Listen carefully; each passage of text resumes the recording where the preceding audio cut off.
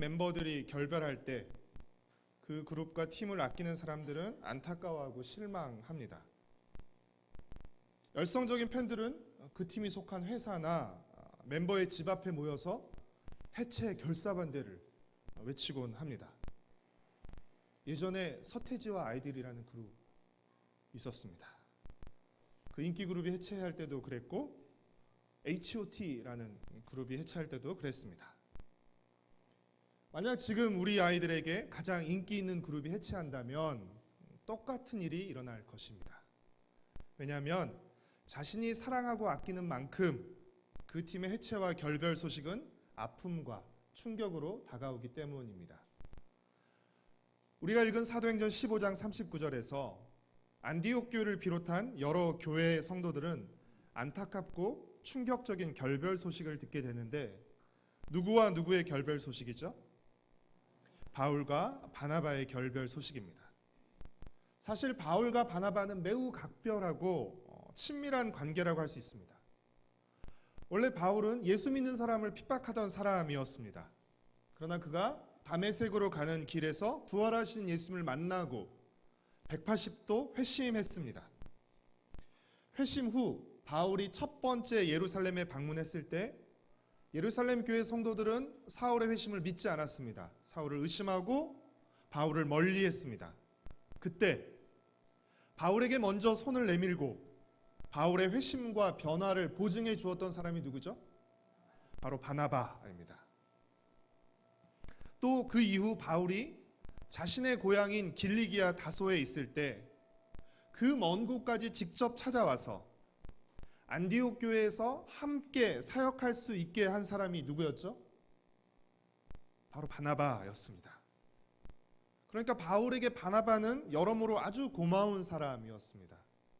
그리고 바울과 바나바는 함께 첫 번째 선교 여행을 하면서 많은 고생과 박해뿐 아니라 또 기적과 놀라운 하나님의 역사를 경험하기도 했습니다. 한마디로 바울과 바나바는 형제와도 같았고 또 전우와도 같은 사이라고 할 수 있습니다. 바울과 바나바는 예루살렘에서 내려온 바리새파 유대인, 그들이 내려와서 뭐라고 주장했죠? 이방인 그리스도인들도 할례를 받아야만 구원을 받을 수 있다라고 주장했어요. 이른바 할례 논쟁으로 인해서 안디옥 교회가 발칵 뒤집혔습니다. 그래서 바울과 바나바는 그 문제를 해결하기 위해서 직접 예루살렘 교회를 다녀왔습니다. 그래서 더 이상 이방인 그리스도인들에게 할례나 다른 율법으로 무거운 짐을 지우지 말자는 예루살렘 공회의 결정을 가지고 왔죠. 예루살렘 공회의 결정을 가지고 안디옥으로 돌아온 얼마 후 바울과 바나바는 첫 번째 선교여행을 통해 복음을 전했던 성도들과 교회들을 돌아보는 새로운 선교여행을 시작하자는데 이견 없이 의견 일치를 보았습니다. 36절 말씀, 15장 36절 말씀을 다시 한번 읽겠습니다. 며칠 후에 바울이 바나바더러 말하되 우리가 주의 말씀을 전한 각 성으로 다시 가서 형제들이 어떠한가 방문하자 하고, 이 둘이 새로운 선교여행을 가자는 데는 의견의 일치를 보았습니다. 그러나 이 새로운 선교여행을 준비하는 과정에서 이견이 발생했습니다. 그리고 두 사람의 의견이 충돌했는데요. 어떤 일 때문이었죠? 마가 요한을 데리고 가느냐 하는 문제였습니다. 지난 선교 여행 중에서 중도 이탈해서 예루살렘으로 돌아가 버린 바나바의 조카 마가 요한을 선교 여행에 데리고 가느냐 마느냐 하는 것 때문이었습니다. 우리 37절과 38절 말씀을 같이 읽겠습니다. 바나바는 마가라 하는 요한도 데리고 가고자 하나 바울은 밤빌리아에서 자기들을 떠나 함께 일하러 가지 아니한 자를 데리고 가는 것이 옳지 않다 하여. 마가의 중도 이탈은 분명히 잘못된 행동입니다. 그렇죠? 그러나 바나바는 그 마가 요한에게 한 번 더 기회를 주자는 것이에요. 지난번 그 중도 이탈이 잘못된 것이지만 한 번 더 기회를 주자는 것이었습니다. 바울은 중간에 그냥 획 떠나버리는 그렇게 무책임한 사람을 새로운 선교여행에 데려가서는 안 된다는 것이었습니다. 여러분, 바나바의 입장에서 한번 생각을 해보시죠. 지금까지 자신은 바울에게 많은 기회를 주었습니다. 그가 예루살렘 교회 안으로 들어올 수 있도록, 그 공동체 안으로 들어올 수 있도록 먼저 손을 내밀어 줬고, 또 안디옥 교회에서 함께 사역할 수 있도록 기회를 제공했습니다. 자신에게 많은 기회를 부여받은 바울이 자신의 조카 마가 요한에게 한 번 더 기회를 주는 것을 강력하게 반대하고 있죠. 어쩌면 바나바의 마음은 못내 서운했을 수 있을 것입니다. 나는 너에게 많은 기회를 줬는데 너는 왜 내 조카에게 한 번 더 기회를 주지 못하는 것이냐, 서운했을 수도 있고, 바울 입장에서는 또 어땠을까요? 삼촌과 조카라는 친분, 사적인 친분 때문에 선교 여행에 공적인 그 지장을 줄 수 있는 마가를 데려가자고 주장하는 바나바가 몹시 답답할 수도 있을 것입니다. 굳이 그런 부담을 껴안아가면서까지 마가 요한을 데려갈 이유가 뭐가 있어? 라고 생각했을 수도 있죠. 여러분, 누구의 주장이 맞고 누구의 주장이 틀린 것이죠? 네, 두 주장 모두 일리가 있고 서로의 입장에서 생각하면 충분히 이해가 됩니다. 좀 더 쉽게 말하면 바나바는 목회적인 관점에서 마가를 데려가자는 것입니다. 비록 그가 실패하고 중도 이탈했지만 한 번 더, 그렇죠? 그를 회복시키기 위해서 한 번 더 데려가자는 것이죠. 그러나 바울은 선교적 또 사역적 관점에서 데려가지 말자라고 주장하는 것입니다. 서로의 입장이 맞고 또 일리가 있어요. 그런데 문제는 무엇이죠? 이 두 입장이 팽팽하게 맞섰다는 것이에요. 이 두 입장이 서로 좁혀지지 않고 논쟁이 점점 더 심해졌다는 것입니다. 여러분, 39절에는 뭐라고 표현하고 있죠? 서로 심히 다투었다고 표현하고 있어요. 그냥 다툰 것도 아니고 심히 다투었다라고 표현하고 있습니다. 여러분, 우리가 심히 다툴 때 주로 어떤 모습들이 나타나게 되죠? 언성이 높아집니다. 처음엔 자분자분하게 말하죠. 그러다가 점점 언성이 높아지죠. 그리고 어떻게 해요? 그 언성이 높아지고 서로 거친 말을 쏟아내는 가운데 감정도 많이 상했을 것입니다. 아니, 바울, 네가 어떻게 그럴 수 있어? 바나바가 어떻게 그럴 수 있어? 그렇죠? 서로 심한 논쟁을 벌이면서 의견은 좁혀지지 않고 서로의 감정의 골이 점점 더 깊어졌을 것입니다. 서로 좁혀지지 않는 논쟁과 갈등 끝에 그들이 내린 결정은 무엇이었습니까? 갈라서는 것이었습니다.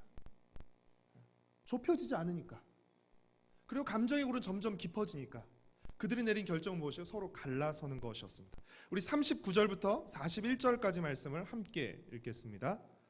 서로 심히 다투어 피차 갈라서니 바나바는 마가를 데리고 배 타고 구브로로 가고, 바울은 실라를 택한 후에 형제들에게 주의 은혜에 부탁함을 받고 떠나 수리아와 길리기아로 다니며 교회들을 견고하게 하니라.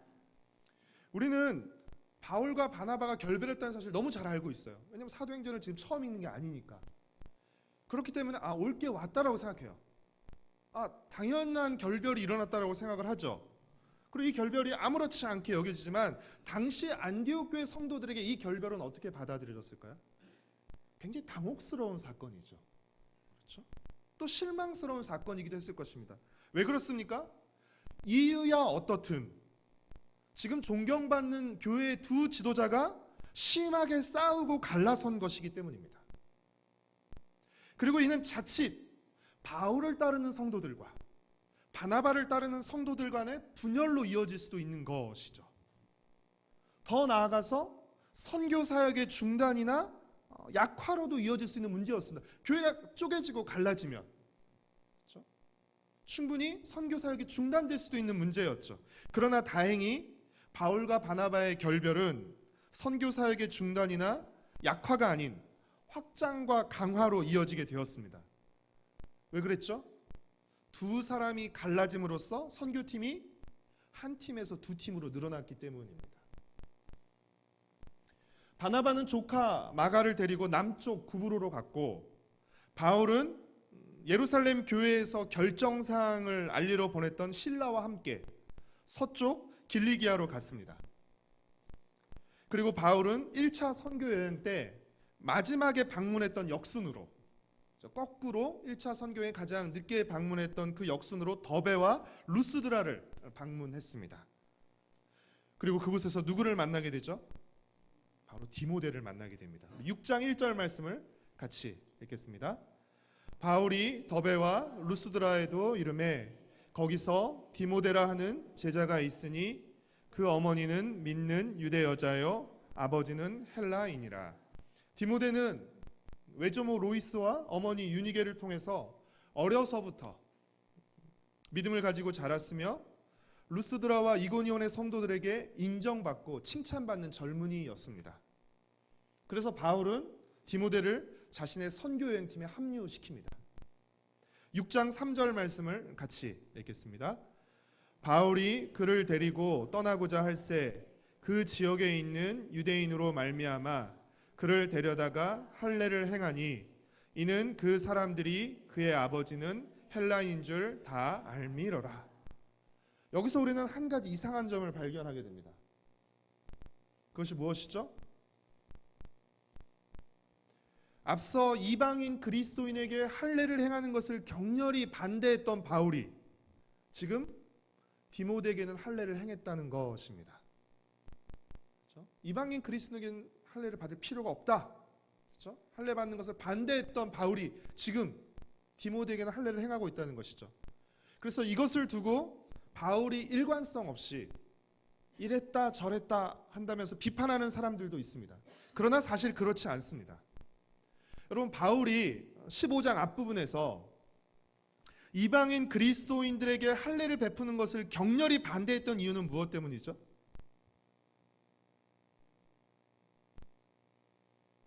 왜 바울은 이방인 그리스도인에게 할례를 베푸는 것을 반대하고 그렇죠? 금했던 것입니까?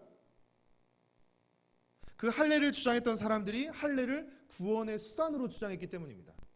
복음을 믿어도 할례를 받아야만 구원을 받을 수 있다고 주장했어요. 그래서 이방인 그리스도인들이 복음을 듣고 그들이 성도가 되었다 할지라도 할례를 받지 않으면 그들이 구원을 받을 수 없다라고 주장했기 때문에, 그러니까 바울은 무엇에서 반대한 것이에요?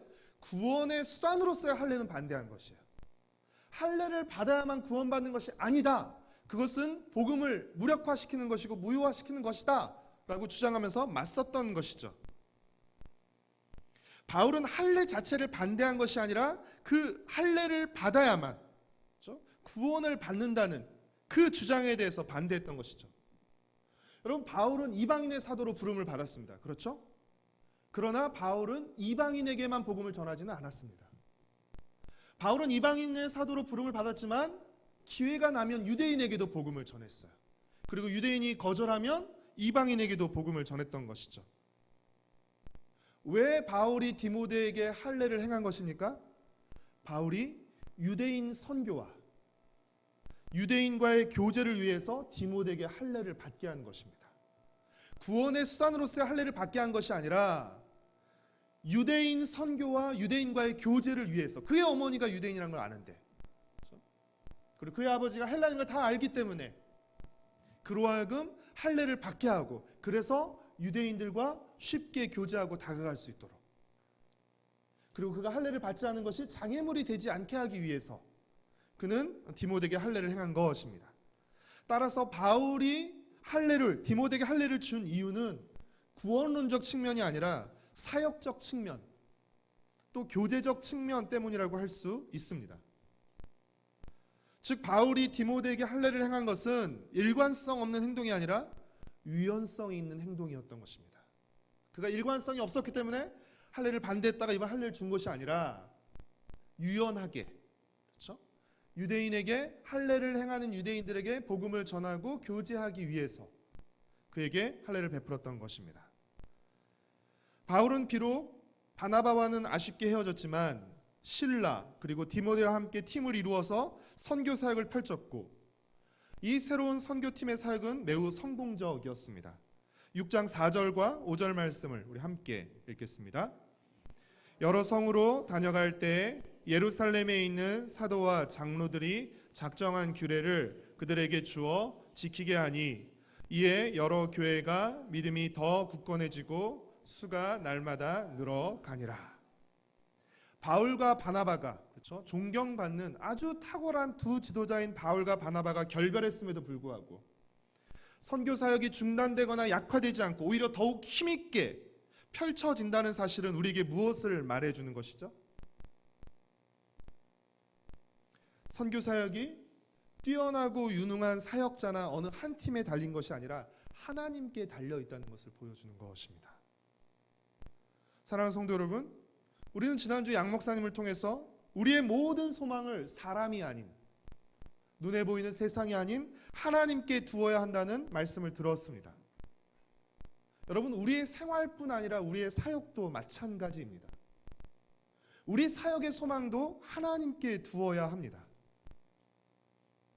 바울과 바나바의 심한 다툼, 그리고 결별은 어찌 보면 당혹스럽고 부끄러운 일입니다.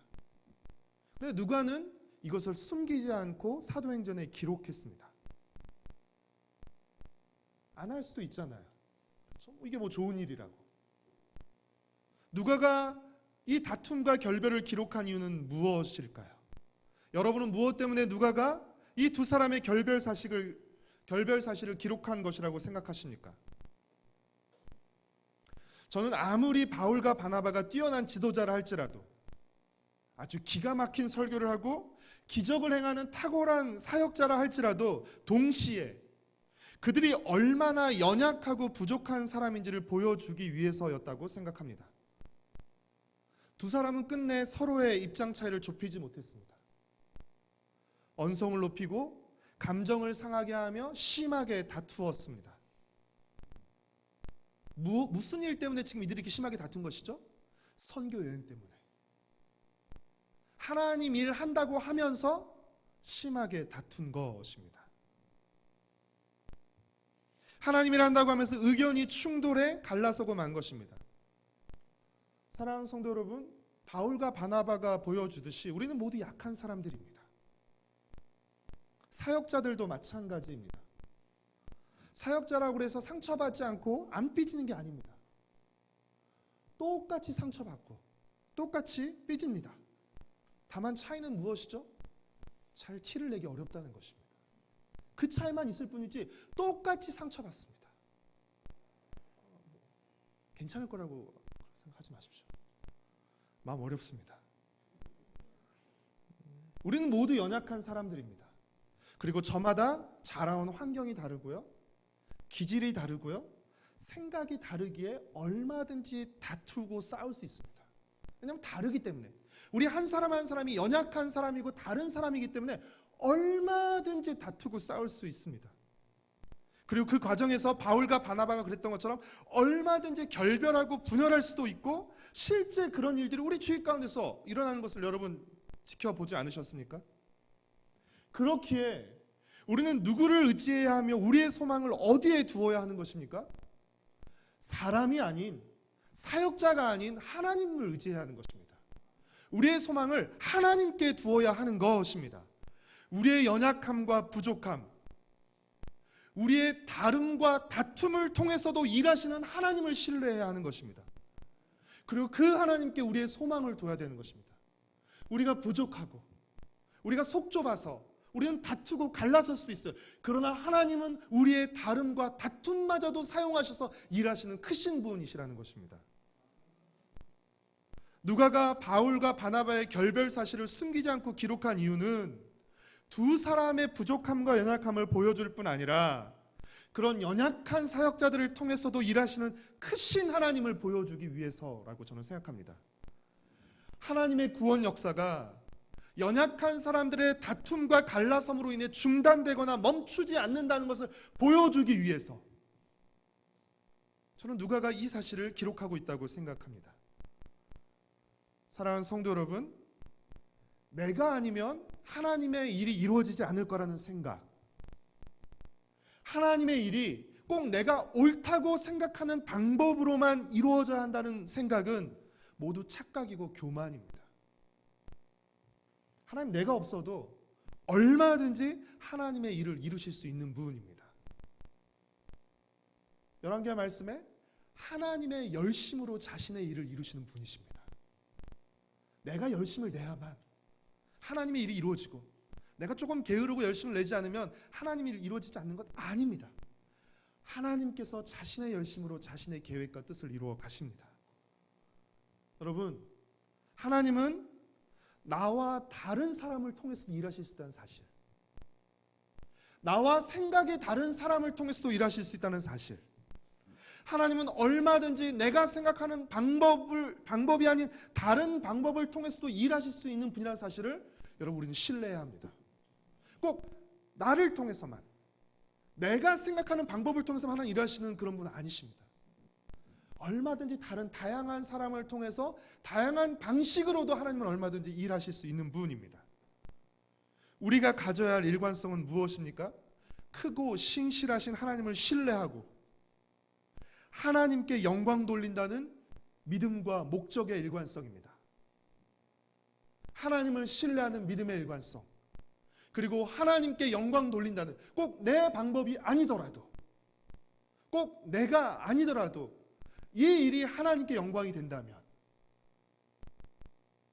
기꺼이 이 일에 동참하겠다는 그 목적의 일관성이 우리에게 필요합니다. 이 일관성 아래에서 크신 하나님을 신뢰하고 하나님께 영광을 돌린다는 그 목적의 일관성 아래에서 우리는 얼마든지 자유롭고 유연해질 수 있는 것입니다. 복음의 진리에 어긋나지 않고 하나님께 영광을 돌리는 일이라면 우리는 얼마든지 우리의 주장과 방법을 양보하고 다른 사람의 방법과 생각을, 의견을 수용할 수 있어야 합니다. 얼핏 보면 바울이 굉장히 강하고 바늘 끝 하나 들어가지 않는 독한 사람처럼 보여요. 그렇죠? 절대 물러서지 않는 사람, 절대 자신의 주장을 굽히지 않는 사람처럼 보입니다. 그러나 여러분, 실제로 바울은 복음을 전하기 위해서 굉장히 유연한 태도를 보였습니다. 그는 굉장히 수용적인 자세를 보였습니다. 복음을 전하는 대상에 맞게 다양한 방법을 그는 사용했습니다. 우리 고린도전서 9장 함께 찾아보겠는데요. 고린도전서 9장 19절부터 22절까지 말씀을 함께 읽겠습니다.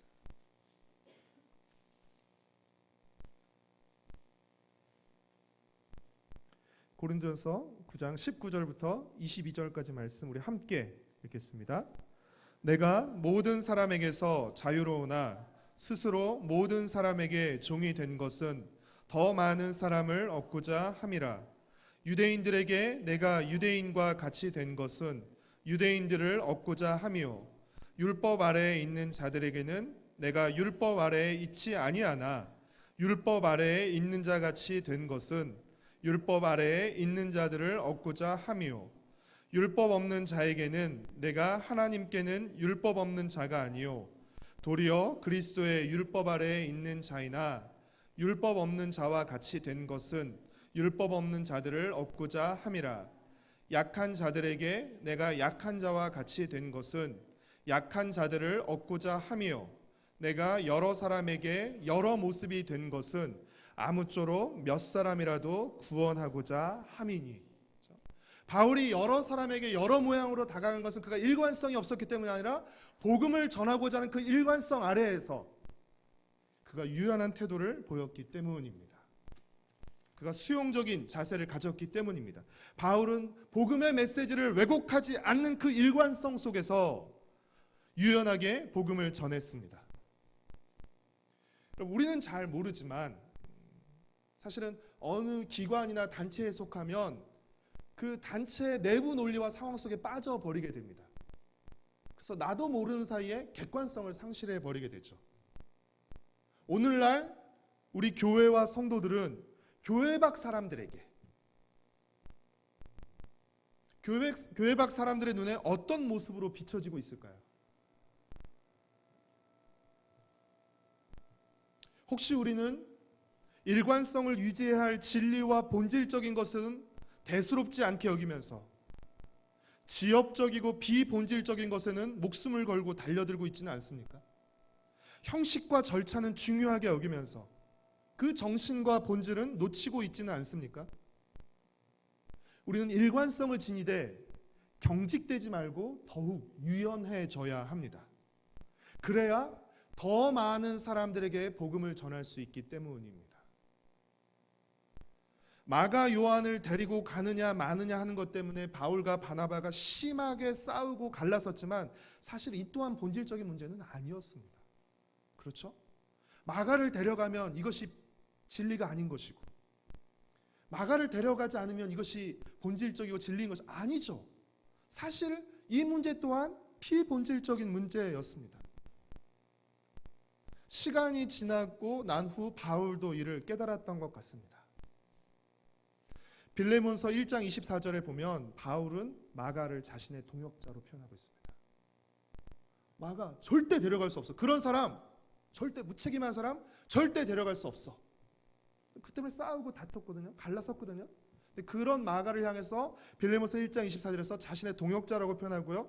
베드로전서 5장 13절에서는 자신의 아들이라고 표현합니다. 그리고 바울의 유언과도 같은 디모데후서를 보면 바울이 디모데에게 속히 오라고 말합니다. 죽음을 앞두고 있는 자신에게 속히 오라고 말하면서 누구를 데려오라고 말하는지 아세요? 마가를 데려오라고 말합니다. 보고 싶다는 것이죠. 죽기 전에 마가를 보고 싶다는 것이죠. 죽음을 앞둔 시점에서 마가를 찾을 만큼 마가는 바울에게 각별한 사람이 되었던 것입니다. 그 사이에 어떤 일이 일어난지는 알지 못하지만, 그렇죠? 바나바가 요한을 데리고 마가를 데리고 남쪽 구부로 선교행을 떠난 가운데서 어쩌면 바나바가 기대했던 것 같은 회복이 일어났을 것입니다. 그리고 회복된 마가가 바울과 만났겠죠. 그리고 둘 사이가 굉장히 각별해지게 된 것이죠. 사도행전 15장에서는 마가 때문에 바나바와 심히 다투고 결별했는데 그 마가를 향해서 바울은 나의 동역자, 나의 아들, 그리고 죽기 전에 꼭 보고 싶은, 그렇죠? 그런 각별한 사람으로 부르고 있는 것입니다. 어찌 보면 비본질적인 문제로 인한 다름과 다툼으로 인한 갈라섬이었지만 하나님은 그 다름과 다툼까지도 사용하셔서 그 다툼과 갈라섬까지 사용하셔서 선교 사역이 확장되게 하셨을 뿐 아니라 동시에 마가 요한도 회복할 수 있게 하신 것입니다. 놀랍지 않나요? 그 다툼과 갈라섬을 통해서 선교 사역도 확장하게 하신 것이고 마가 요한도 회복하게 하신 것입니다. 하나님의 일꾼으로 그를 세우신 것입니다. 그래서 오늘 메시지의 결론은 마음 놓고 싸우라는 것이 아닙니다. 마음 놓고 싸우고 갈라서라는 것이 아니라 다양한 사람을 통해 다양한 방식으로 일하시는 크신 하나님을 신뢰하면서 우리가 일관성과 유연성을 갖자는 것입니다. 복음의 진리 아래서, 그렇죠? 유연성을 갖자는 것입니다. 어거스틴의 유명한 말로 오늘 설교의 결론을 마무리하고자 합니다. 본질적인 것에는 일치를, 비본질적인 것에는 자유를, 그리고 모든 것에는 사랑을. 한번 따라서 해보실까요? 본질적인 것에는 일치를, 비본질적인 것에는 자유를, 그리고 모든 것에는 사랑을. 하나님을 신뢰하고 소망하는 믿음의 일관성 속에서 더욱 즐겁고 유연하게 복음을 전하며 다양성을 존중하면서도 하나됨을 유지하는 건강한 교회 공동체를 세워가는 저와 여러분, 우리 가정과 세대로 공동체가 되기를 축복하고 소망합니다.